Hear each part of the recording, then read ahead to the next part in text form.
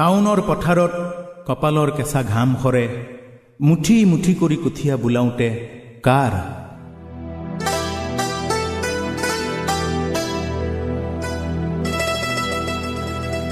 শাওনৰ পথাৰত দুপৰৰ গৰমত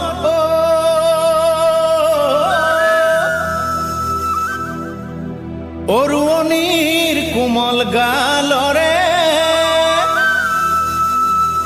মুঠি মুঠি কৰি কঠীয়া বোলাওঁতে কপালৰ কেঁচা ঘাম সৰে সৰে, কপালৰ কেঁচা ঘাম সৰে।